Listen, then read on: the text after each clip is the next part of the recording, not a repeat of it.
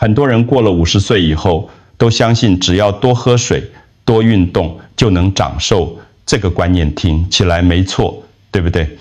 但是我要告诉你一个可能会让你震惊的事实，正是这2个你以为正确的习惯，正在让你的身体衰弱得更快。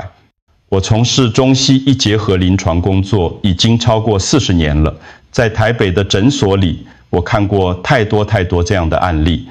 病人坐在我面前，一脸困惑地问我：林医师，我每天都喝3公升的水，医生不是说要多喝水吗？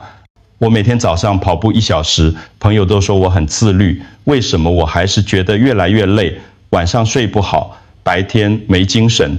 这到底是怎么回事？每次听到这些问题，我都会深深地叹一口气，因为这就是现代人养生最大的误区。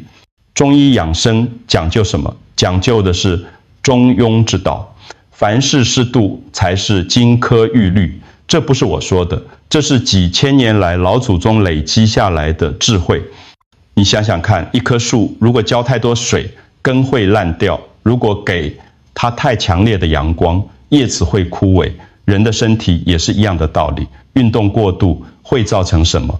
会造成身体慢性发炎、关节磨损、免疫力下降，晚上失眠睡不着。喝水过量会造成什么？会导致体内湿气过重，脾胃功能变差，整个人疲劳不堪，四肢沉重，好像身上绑了铅块一样。我要很诚恳地告诉你，如果你跳过这支影片的中段内容，你可能会继续执行这些看起来正确但其实过度的习惯，而你的健康会在未来几年内迅速崩溃。这不是危言耸听，这是我在临床上亲眼见证的事实。今天我要跟大家分享3个核心原则：心平、关系、和谐、顺应自然。这3个原则听起来很简单，对不对？但是我可以跟你保证，只要你真正理解并且实践，你一辈子的健康状态都会改变。特别是第3个原则，可能会完全颠覆你对养生的所有认知。所以请你一定要听到最后，因为最后那个秘密可能是你这一辈子听过最重要的养生观念。请让我知道你从哪里收看这支影片。在我们正式开始之前，请在下方留言告诉我你来自哪里，也欢迎提出任何你想问的健康问题。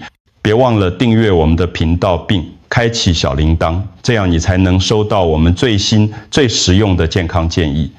我想知道你是否正在认真收看这支影片。如果你觉得这个内容对你有帮助，请在留言区打上数字1；如果你觉得没有帮助，请打上数字0。你的反馈对我们非常重要。在进入主题之前，我想先帮大家厘清一个概念，这个概念非常重要，但是很多人都搞不清楚，那就是养和练的差别。这2个字看起来很像，但是意义完全不同。什么是养？养是滋养，是温和的，是轻柔的。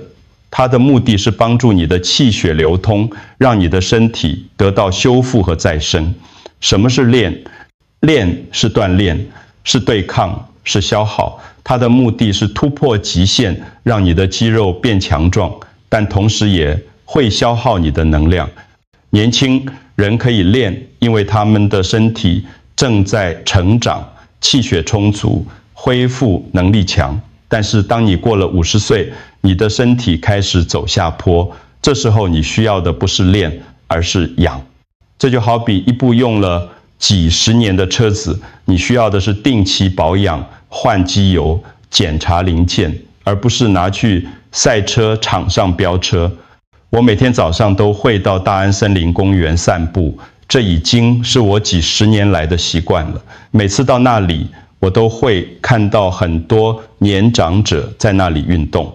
有些人在跑步，跑得气喘吁吁，满脸通红；有些人在打太极拳，动作缓慢，呼吸平稳，神情专注。你猜哪一种人比较健康？答案是打太极拳的那些人，他们的动作看起来很慢，但是每一个动作都很深沉，每一次呼吸都很绵长。这就是养气，不是耗气。他们的脸色红润，眼神明亮，步伐稳健，这就是养生的效果。再来，我们谈谈喝水这件事。现在网络上到处都在说，每天要喝8杯水，要喝2公升，要喝3公升，好像喝水变成了一种竞赛。但是我要告诉你，不是每个人都需要喝这么多水。中医看一个人的体质有一个很重要的方法，就是看舌头。如果你的舌苔是白色的、厚厚的，如果你的身体感觉沉重、四肢无力，早上起床的时候眼皮肿肿的，这些都是湿气过重的指兆。什么叫湿气？湿气就是体内多余的水分累积排不出去，就像一间房子，如果通风不良，湿气就会累积，墙壁会发霉，地板会潮湿，东西容易坏掉。人的身体也是一样，如果你喝太多水，但是你的脾胃功能不好，没办法运化这些水分，这些水就会变成湿气，停留在你的身体里面，让你越来越累，越来越重。中医讲究渴了就喝，这是最简单也最有效的黄金法则。为什么？因为你的身体最清楚自己什么时候需要水分，你的大脑有一个口渴中枢，当你的血液浓度升高，身体缺水的时候，它就会发出信号，告诉你该喝水了。这是几百万年演化下来的机制，比任何专家的建议都要准确。我常常跟病人说，不要被网络上的资讯绑架。每个人的体质不同，活动量不同，生活环境不同，需求当然也不同。一个在冷气房里工作的上班族，跟一个在工地晒太阳的工人，能喝一样多的水吗？一个体型瘦小的女性，跟一个体型壮硕的男性，能喝一样多的水吗？答案很明显，对不对？但是为什么大家都要遵守那个每天8杯水的规则呢？所以我的建议很简单，渴了就喝，不渴就不要勉强。如果你硬是逼自己每天喝很多水，反而会让脾胃的负担加重，湿气累积在体内排不出去，最后变成各种慢性病。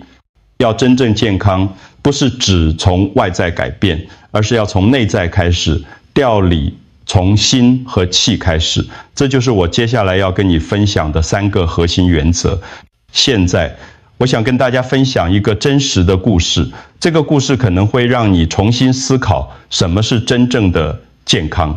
这位病人叫黄瑞兰，今年56岁，在台南市去经营一家传统的早餐店，卖的是烧饼、油条、饭团、豆浆，这些台湾人从小吃到大的美味。瑞兰是一个非常勤劳的人，真的非常勤劳。他每天凌晨3点半就起床，4点就到店里开始准备和面、炸油条、煮豆浆，忙到中午12点才收摊。他这样工作了30多年，把2个孩子拉拔长大，送他们去念大学。现在孩子都在台北工作了，他本来应该可以轻松一点了，但是他没有，他还是每天这样忙碌着。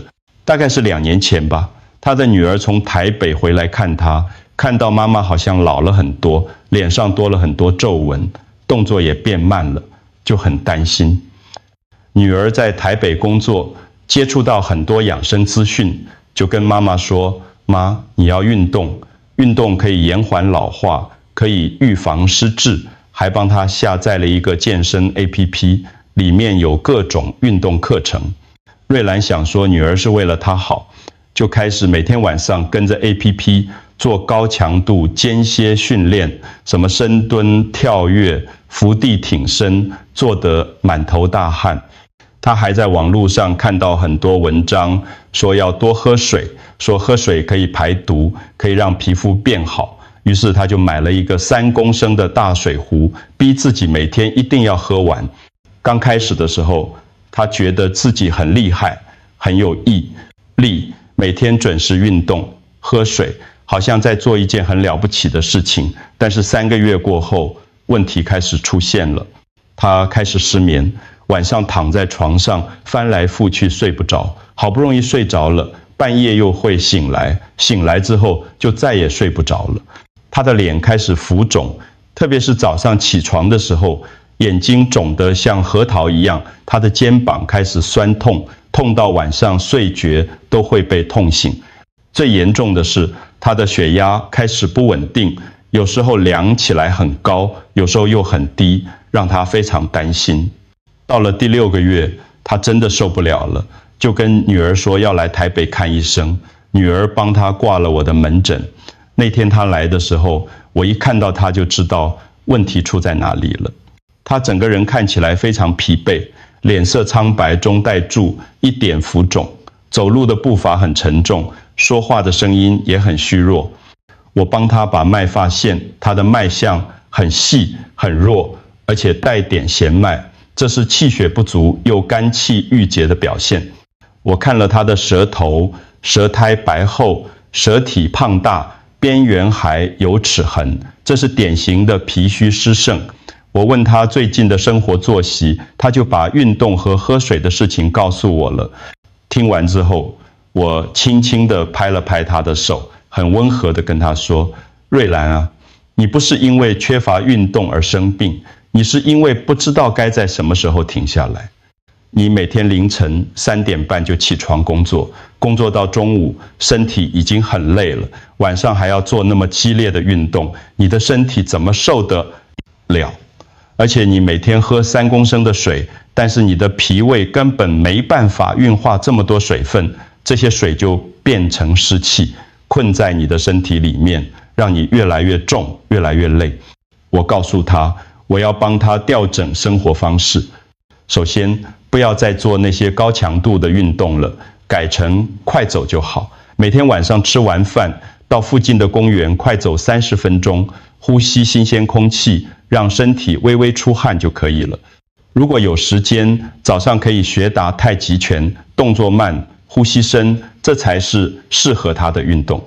喝水的部分，我告诉他，渴了再喝就好，不要强迫自己。如果不渴，喝一口水含在嘴里都觉得不舒服，那就不要喝。另外，我特别要求他晚上11点前一定要睡觉，因为他每天那么早起床，睡眠时间已经不够了。如果晚上还熬夜，身体怎么可能恢复？饮食的部分，我建议他要跟着季节走。春天的时候吃竹笋、豆芽菜这些嫩芽类的食物，帮助身体生发阳气。夏天的时候吃丝瓜、冬瓜、苦瓜这些清热的食物，帮助身体散热。秋天的时候吃梨子、百合、银耳这些润肺的食物，预防秋天的燥气伤肺。冬天的时候吃高丽菜、白萝卜、地瓜这些根茎类的食物，帮助身体储存能量过冬。我还开了一些中药给他，主要是健脾祛湿、疏肝理气的药方，帮助他把体内的湿气排出去，把肝气疏通开来。8个礼拜之后，他回来复诊，我真的吓了一跳，因为他整个人焕然一新，他的脸色红润了，眼睛明亮了，走路的步伐轻快了，说话的声音也有力气了。他很开心地告诉我，林医师，我现在睡得很好，每天晚上10点半躺下去，不到5分钟就睡着了，一觉到天亮。我的肩膀不痛了，血压也稳定了，整个人觉得很轻松，好像年轻了10岁。而且最神奇的是，我的皮肤变亮了。我的女儿说，我气色变得很好。还有啊，我跟我先生的关系也变好了。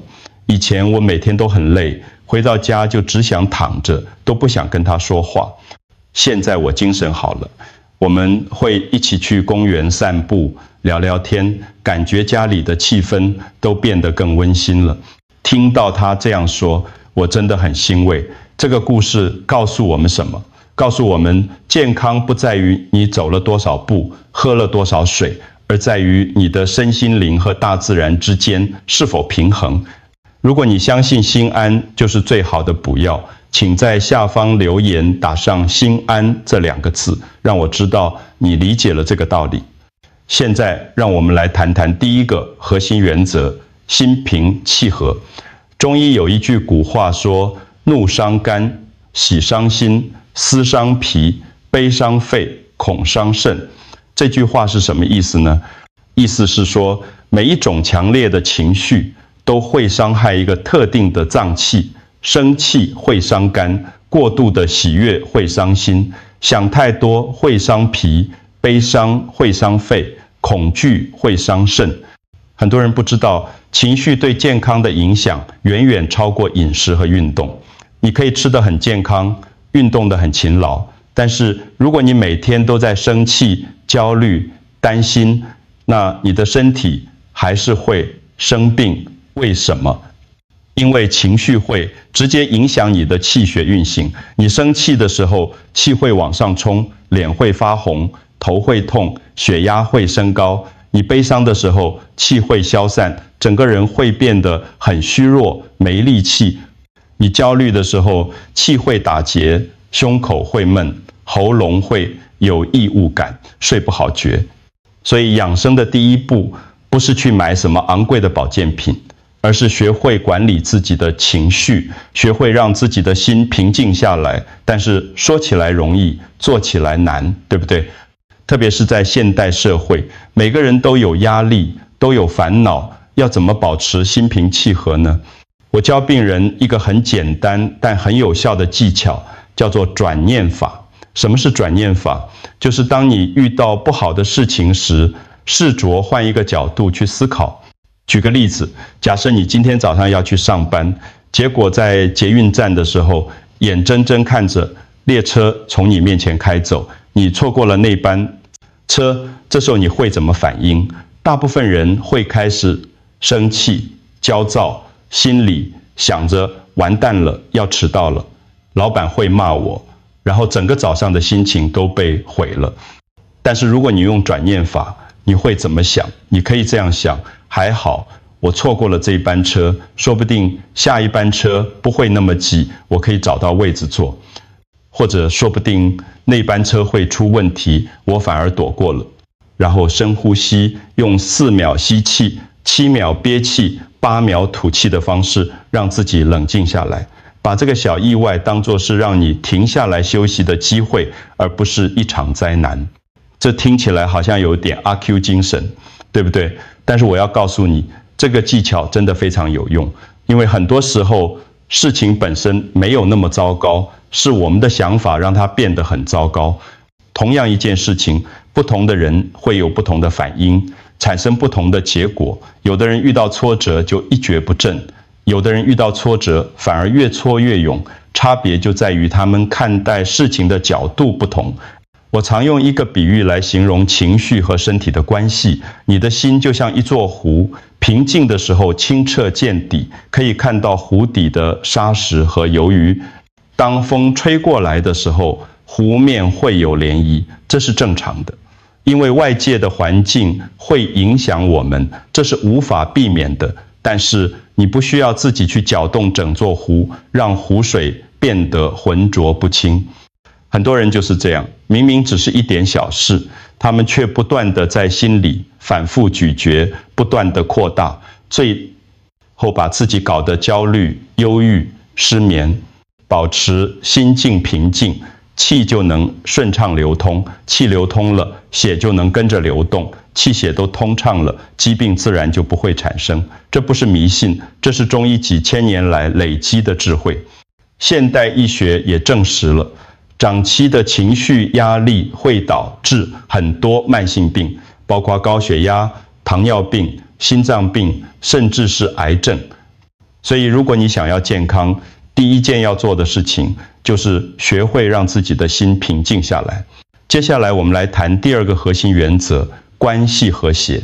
人不是一座孤岛，我们活在人际关系的网络里，就像鱼活在水中一样。如果水清澈温暖，鱼就会健康活泼；如果水污浊冰冷，鱼就会生病甚至死亡。人际关系对我们来说，就像水对鱼一样重要。中医讲气场这个词你一定听过，但是你真的理解它的意思吗？气场就是人与人之间的能量交流。每个人都有自己的能量场，当两个人相处的时候，他们的能量场会互相影响。你有没有过这样的经验？有些人你跟他相处完，会觉得很温暖、很舒服、很放松，好像充了电一样，精神变好了。但是有些人，你跟他聊完天，会觉得很累、很烦、很耗能，好像被吸血鬼吸了血一样，整个人都虚脱了。这就是气场的影响。我把人际关系分成两种，一种是滋养型的关系，另一种是消耗型的关系。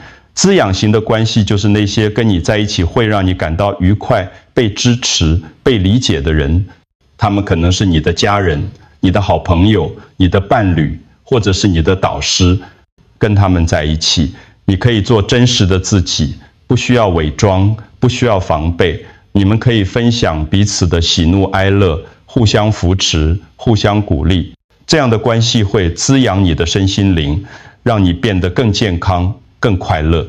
消耗型的关系则相反，这些人可能经常抱怨，经常负面思考，经常批评你或批评别人。跟他们相处，你会觉得很累，因为你要不断的去安慰他们，去应付他们的情绪，但是你从他们身上得不到任何正面的回馈。这样的关系会消耗你的能量，让你变得疲惫、烦躁，甚至生病。那么该怎么办呢？我的建议是，对于那些消耗你能量的人，要学会保持适当的距离。这不是说你要绝交或翻脸，而是要设定界限，保护自己的能量不被过度消耗。你可以减少跟他们见面的次数，或者缩短相处的时间，或者在心理上保持一定的距离，不要被他们的负面情绪影响。这不是冷漠，而是一种必要的自我保护。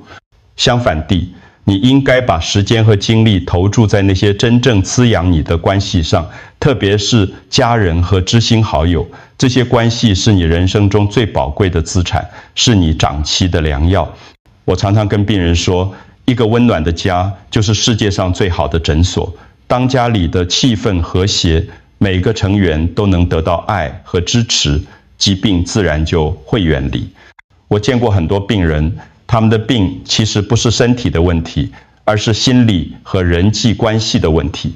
有的人是夫妻关系不好，整天吵架冷战；有的人是婆媳关系紧张，在家里如坐针毡；有的人是跟孩子关系疏离，感到孤单寂寞。这些问题长期累积下来，就会变成各种身体的症状：失眠、头痛、胃痛、胸闷、腰酸背痛。有时候病人来找我，我检查之后发现他们的身体其实没什么大问题，只是气血不通畅而已。这时候我不开药，只是建议他们回去好好跟家人吃顿饭，聊聊天，把心里的话说出来，把误会解开。很神奇的是，很多病人下次回来的时候，症状就好了大半。这就是关系和谐的力量。所以记住照顾好你的人际关系，就是在照顾你的健康，关系和谐了，心就平静了，健康自然就来了。现在我要跟大家分享第三个原则，也是最重要、最根本的一个原则，那就是顺应自然。这个原则可能会完全颠覆你对养生的认知，所以请你仔细听。什么是顺应自然？就是要尊重大自然的规律，让自己的生活节奏跟大自然的节奏同步。大自然有春夏秋冬四季的变化，有日出日落的循环，有阴阳消长的规律。我们的身体也是大自然的一部分，也要遵循这些规律，才能保持健康。先说睡眠中认为人体的脏腑在不同的时辰有不同的工作节奏，这叫做子午流注。晚上11点到凌晨1点是子时，这个时候胆经最活跃，胆在工作，你必须睡觉，让胆能够好好工作。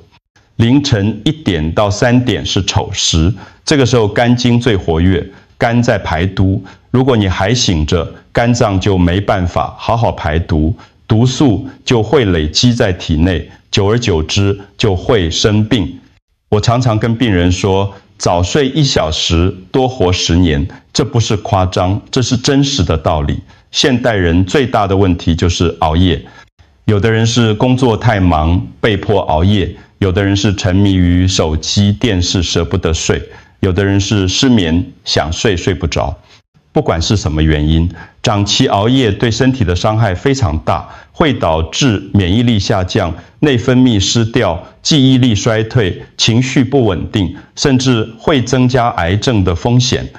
所以，如果你想要健康，第一件要做的事情就是养成早睡早起的习惯。晚上10点半到11点之间就上床睡觉，早上6点到7点之间起床，这是最符合人体生理节奏的作息。刚开始可能会不习惯，但是只要坚持1-2个礼拜，你的身体就会适应，而且你会发现你的精神变好了，气色变好了，整个人都不一样了。再来说饮食，中医讲天人相应，意思是人要跟着天地的变化来调整自己。不同的季节有不同的气候特点，我们的饮食也要跟着调整。春天是万物生长的季节，阳气开始生发，这时候要吃一些嫩芽类的食物，像是豆芽菜、春笋、韭菜，帮助身体的阳气向外生发。夏天是阳气最旺盛的季节，天气炎热，容易上火。这时候要吃一些清热解暑的食物，像是苦瓜、冬瓜、丝瓜、绿豆汤，帮助身体散热。秋天是阳气开始收敛的季节，天气乾燥，容易伤肺。这时候要吃一些润肺的食物，像是梨子、百合、银耳、蜂蜜，保护我们的肺。冬天是阳气收藏的季节，天气寒冷，需要储存能量，这时候要吃一些温补的食物，像是地瓜、白萝卜、高丽菜、羊肉汤，帮助身体过冬。这些都是老祖宗留下来的智慧，几千年来经过无数次的验证，绝对不会错。但是现代人不懂这些，一年四季都吃一样的东西，夏天吃火锅，冬天吃冰淇淋，完全违背自然规律，身体怎么可能健康？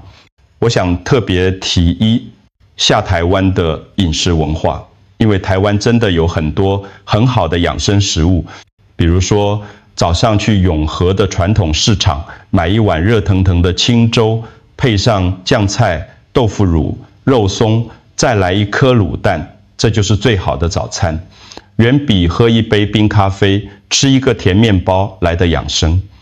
冬天的时候，煮一锅萝卜排骨汤，萝卜切大块，排骨先穿烫去血水，加上姜片、红枣、枸杞，小火慢炖2个小时，整个房子都充满了香味，喝一碗下去，全身都暖和了。夏天的时候，煮一锅绿豆汤，绿豆先泡水1个小时，加上陈皮和冰糖，煮到绿豆开花，放凉之后喝，清热解暑，比任何饮料都好。这些简单的食物用最传统的方法烹调，不需要什么复杂的配方，不需要什么昂贵的食材，就是最好的养生药膳，这就是顺应自然的智慧。最后我想用一句话来总结这个原则：什么季节开什么花，什么年纪享受什么乐趣。春天开桃花，夏天开荷花，秋天开桂花，冬天开梅花，这是自然的规律，没有人能改变。人也是一样，年轻的时候精力充沛，可以打拼事业；中年的时候经验丰富，可以承担责任；老年的时候智慧圆满，可以享受人生。每个阶段都有它的美好，不需要去抗拒、去对抗。白头发和皱纹不可怕，那是岁月留下的痕迹，是人生阅历的相纸。真正可怕的是什么？是你的心变得僵硬了，不再柔软，不再能够感受生活的美好。如果今天的分享让你觉得温暖，让你对养生有了新的理解，请帮我按个赞，把这支影片分享给你爱的人，让更多人知道这些简单但有效的养生智慧，让我们每一天都能活得平静而丰盛。今天我跟大家分享了3个养生的核心原则，让我再总结一次，帮助大家记忆。第一个原则是心平气和，你的心平静了，气就能顺畅流通，经络就能畅通无阻，疾病自然就远离了。第二个原则是关系和谐，好的关系会让家庭温暖，让人心情愉快，这是任何药物都取代不了的良药。第3个原则是顺应自然，按时吃饭，按时睡觉，跟着季节调整饮食和作息，让自己的生活节奏跟大自然同步，身体自然就会健康。这3个原则听起来很简单，对不对？但是要真正做到，需要智慧，需要觉察，需要持之以恒。这不是1天2天就能达到的，而是需要把它变成你的生活习惯，变成你的生活方式。好消息是，你不需要花很多钱去买保健品，不需要吃什么昂贵的补药，也不需要做什么激烈的运动。你只需要回到最基本的生活节奏，回到最简单的养生智慧，你就能找回健康，找回快乐。记住，健康不是跟时间赛跑，不是要你跑得多快，跳得多高。健康是一场马拉松，是一个长期的旅程。最重要的是，你要学会跟自己和谐相处，跟你爱的人和谐相处，跟大自然和谐相处。当你达到了这种和谐，你就会发现，原来健康可以这么简单，原来幸福可以这么容易获得。希望今天的分享对你有帮助。如果你还有任何健康方面的问题，欢迎在下方留言，我会尽量抽时间回复大家。也欢迎你把你的养生经验分享出来，让我们互相学习，互相鼓励。谢谢你耐心听，我说了这么多，谢谢你的收看。祝福你和你的家人都能健康平安，生活美满。我们下次再见。